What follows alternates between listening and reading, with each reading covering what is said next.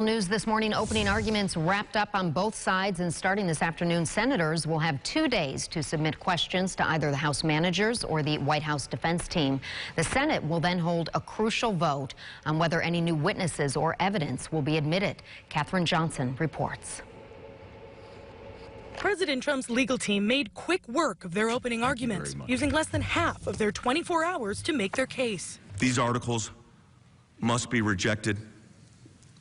The Constitution requires it. Justice demands it. Democrats continue to push for more witness testimony, particularly from John Bolton. The former national security advisor's upcoming book reportedly contradicts key parts of the White House's defense. The United States Senate's going to look pretty stupid if in 60 days, when John Bolton's book hits the American public, there's relevant information about whether this president should be removed or not, and we didn't take the chance to get that kind of testimony. After the defense ended its presentation, Majority Leader Mitch McConnell privately told his caucus they don't have the votes to block new witnesses. That's because a handful of Republicans remain undecided on the issue.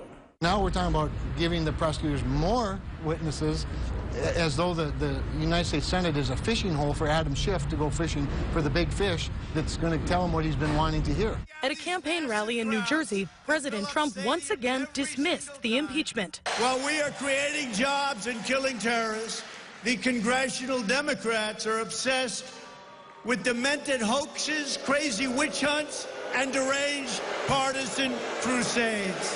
The president predicted that he'll be reelected and said the GOP would retake the House of Representatives as well. Katherine Johnson, CBS News, Capitol Hill. And you might have seen this last night, President Trump tweeting, "Why didn't John Bolton complain about this nonsense a long time ago when he was very publicly terminated?" He said, not that it matters, nothing. Senators will have up to 8 hours today and tomorrow to submit questions in writing.